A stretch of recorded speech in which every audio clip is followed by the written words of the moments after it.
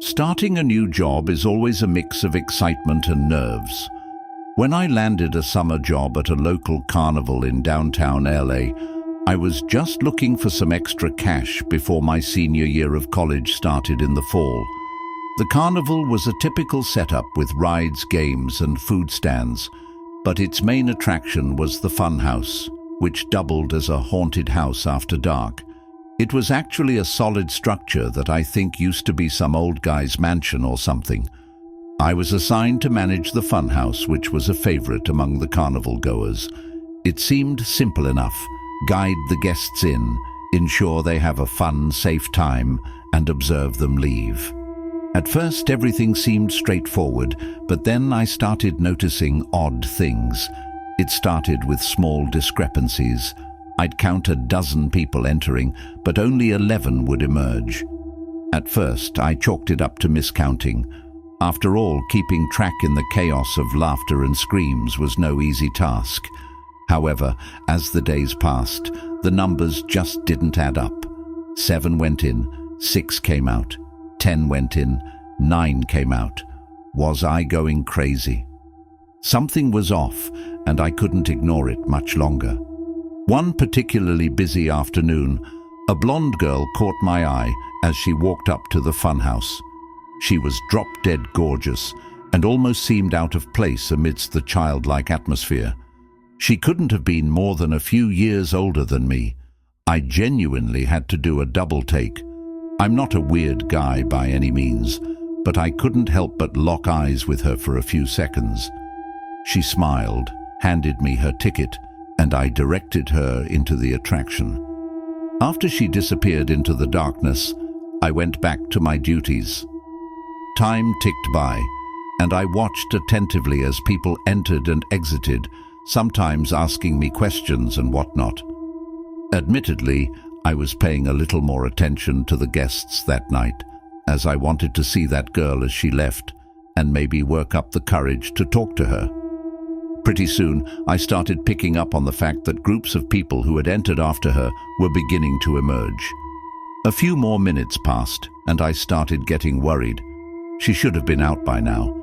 Compelled by a genuine concern, I decided to abandon my post for a few minutes and go looking for her. I stepped inside and locked the entrance door.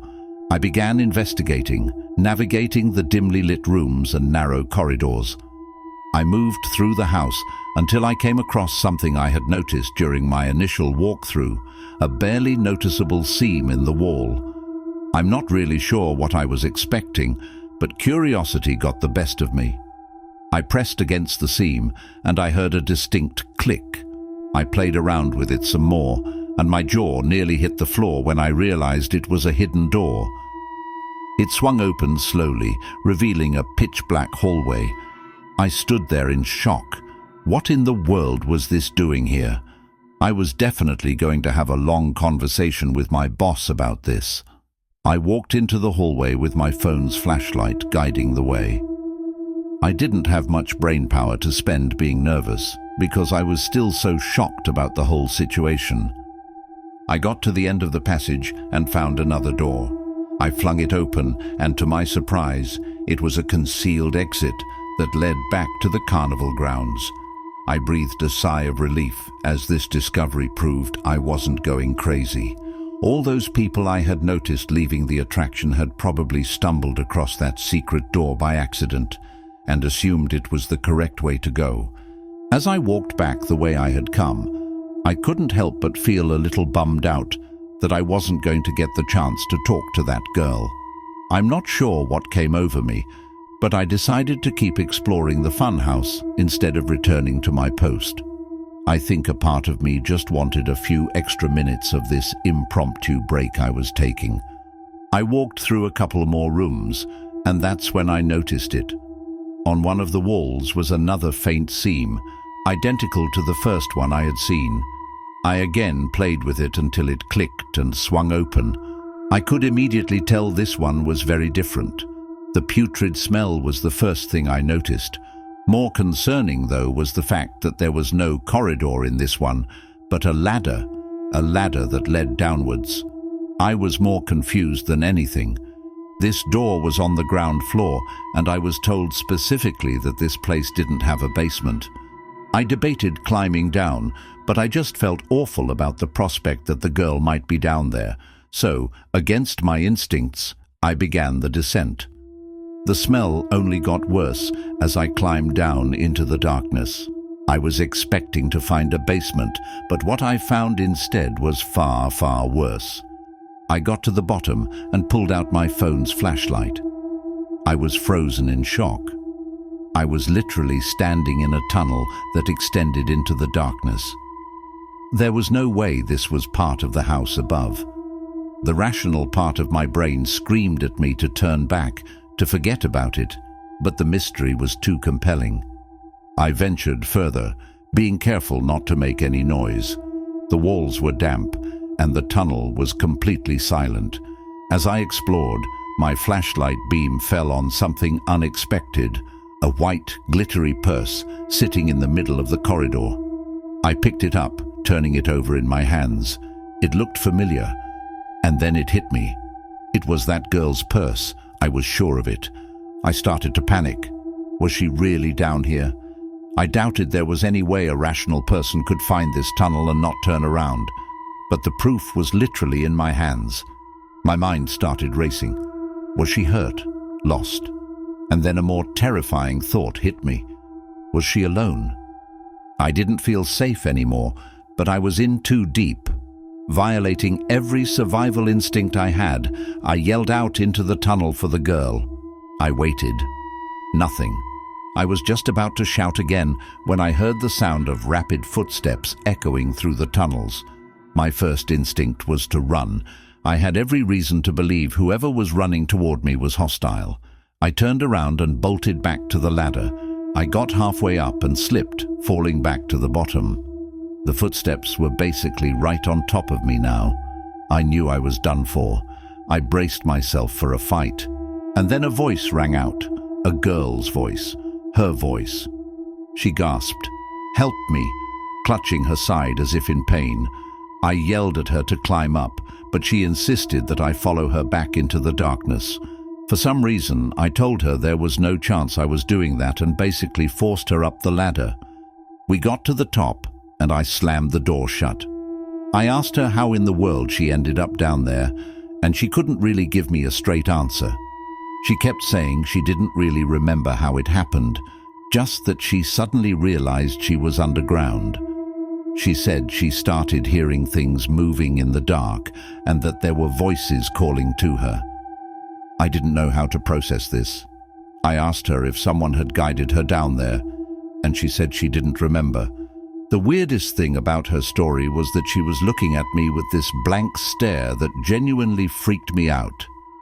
I basically interrogated her about why she told me to stay down there, but she didn't answer. I had had enough. I wanted to get as far away from this person as possible. I called the police, but she opted to leave the funhouse before they got there. I never saw her again. The police investigated, and what they found was actually insane. Apparently, this house had been some sort of safe house during Prohibition in the 1920s. As such, it had a bunch of secret passageways that led to a section of the underground Prohibition tunnels that hadn't been discovered. The owner claimed he had no idea about the house's history, but I was skeptical. I quit my job and got as far away from there as possible. I still have so many questions. Did the owner know about this? Was that girl almost kidnapped? Had someone knocked her out and taken her down there? Was she part of the whole thing? I feel like there's a number of explanations for what happened to me, but all of them are equally terrifying.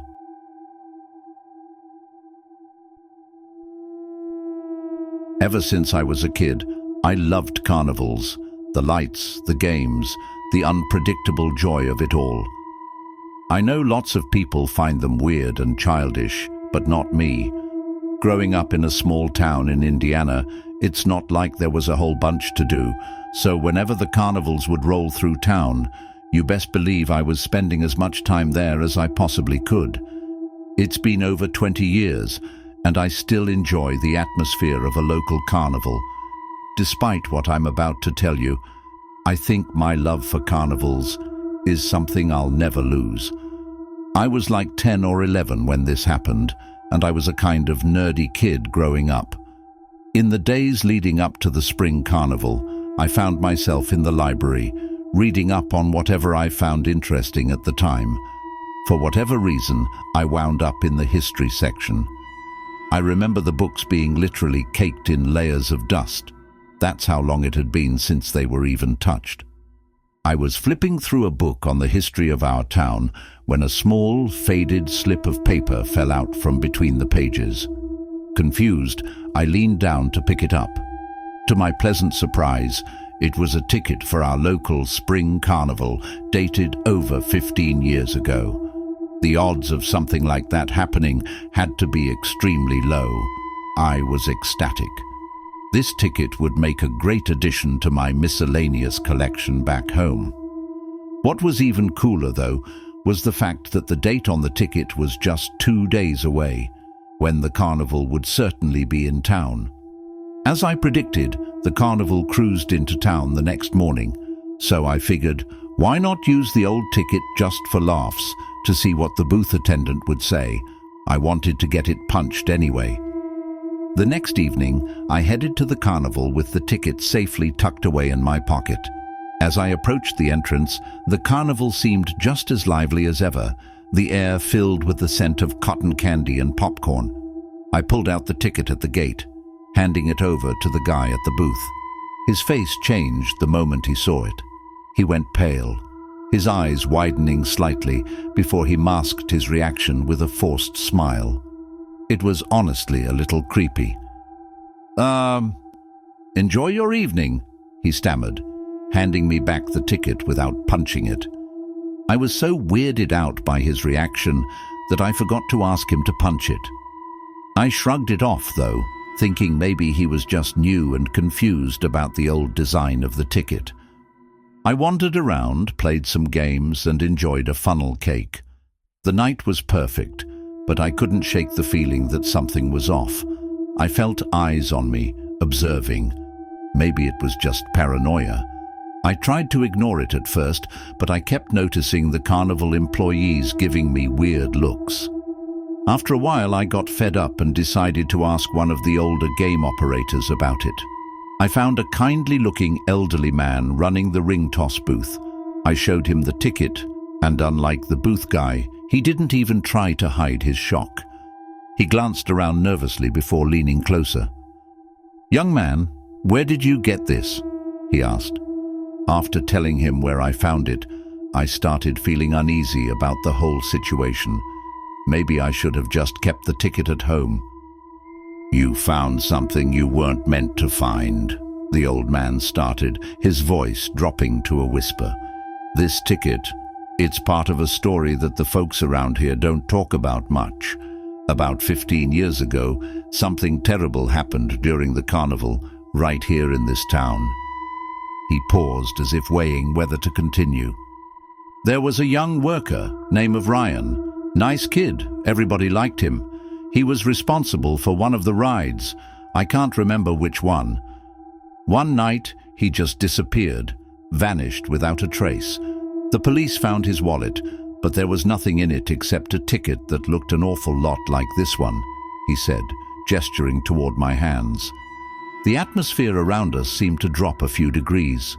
He continued, "They searched everywhere, even drained the local pond, but no sign of him. After that, strange things started happening every time the carnival stopped here. Accidents, things going missing, odd sightings.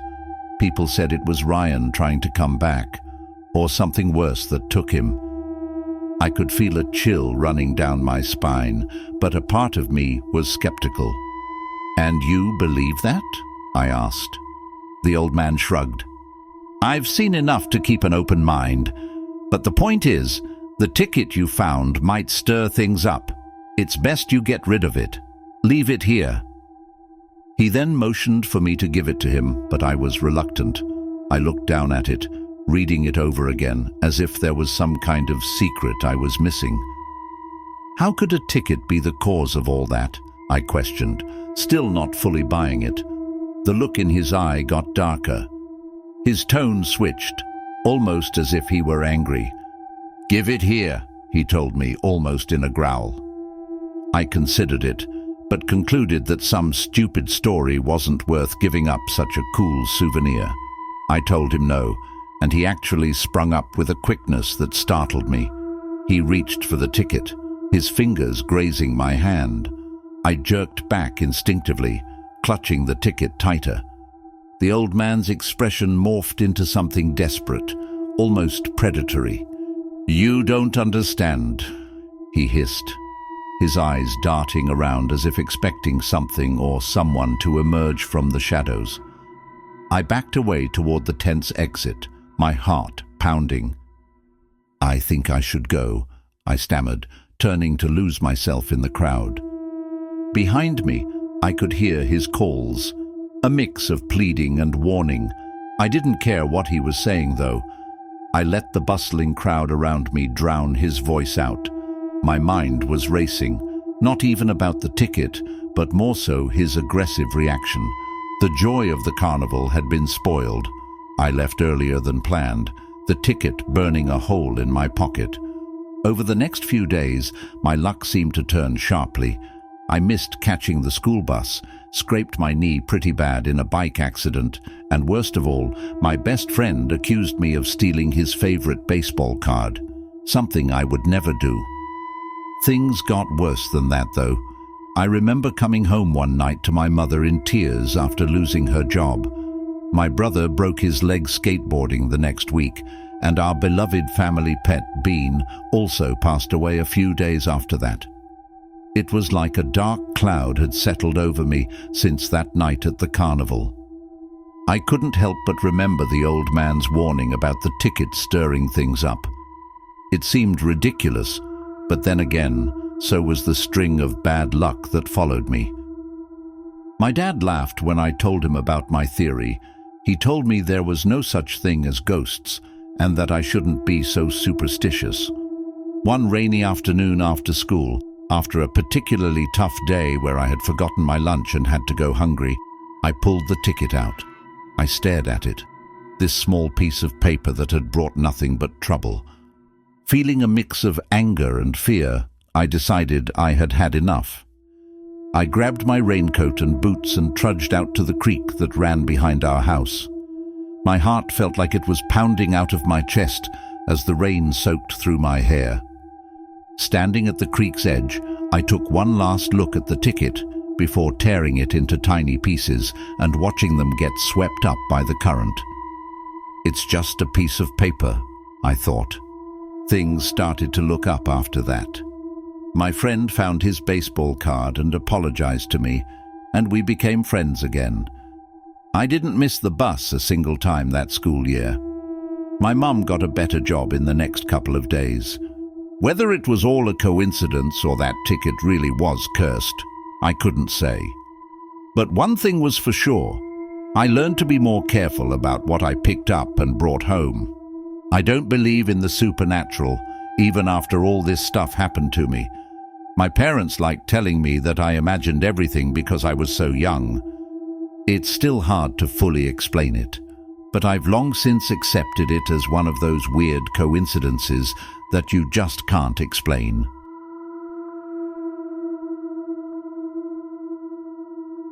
I hate carnivals. I think they're disgusting and filled with children. I hate the food, the games, and the smell of it all. My hatred of carnivals is probably biased, though, and mostly based on what I'm about to tell you. A few years ago, I was dragged to our local carnival by my younger sister. I obviously wasn't going to be rude and not go, but I wasn't looking forward to it.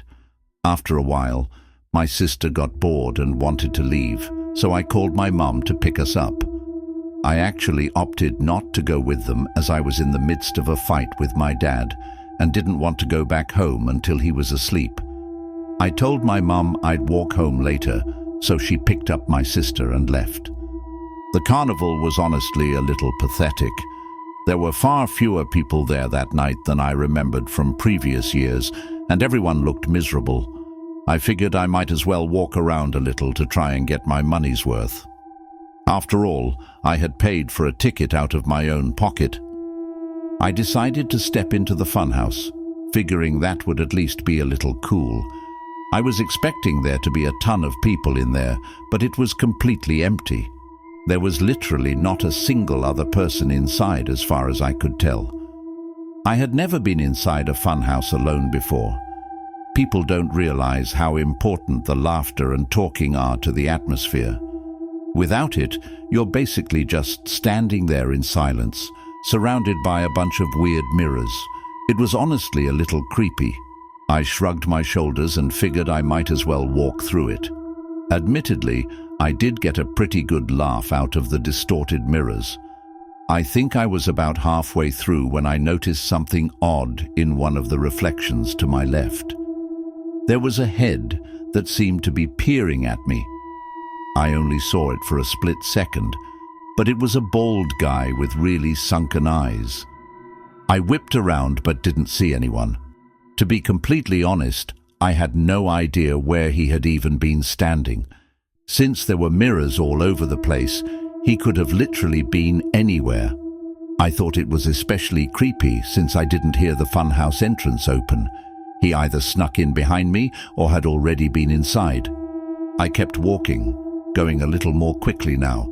Then I saw him again out of the corner of my eye. He had this deranged smile. It was the exact same face. I was positive. I tried to figure out where he was standing, but the reflections were too confusing. I yelled for him to get lost, but got no response. I wasn't sure what I was expecting. I picked up the pace again, but it was difficult trying to navigate this maze of mirrors, and I kept hitting dead ends. I started sweating, constantly looking over my shoulder every few seconds. A few minutes later, I turned a corner after hitting another dead end, and a hand reached out from behind one of the mirrors, grabbing my wrist. I screamed, cursing at the guy to let go of me, but he held firm. I punched his arm, forcing him to let go. I fell to the ground in the fray and saw the creepster in his full form. He was wearing all grey, had a bit of a gut, and a tired, sunken face. I jumped to my feet before he could reach for me again and sprinted back the way I came. I don't know if it was survival instincts or not, but finding my way back to the entrance was somehow easier with the adrenaline coursing through my veins. I sprinted out of the funhouse and caught my breath. I reached into my back pocket and a horrifying realization hit me. I didn't have my wallet. I must have dropped it when I fell. There was no way I was going back in there. After running to the nearest staff person, I told them everything that happened. She seemed confused and told me that the funhouse was closed to patrons that night. I was horrified. They called the police and searched it but found nothing, not even my wallet. I felt like such an idiot. I told them that the guy was probably an ex-employee with a key, but they shrugged off my theory and told me to go home. So, reluctantly, that's what I did. It's not like I had gotten hurt or anything. I wish I could tell you the story ended there, but I can't. A week later, my girlfriend called me one night in a panic, frantically screaming into the phone about something terrible that had happened.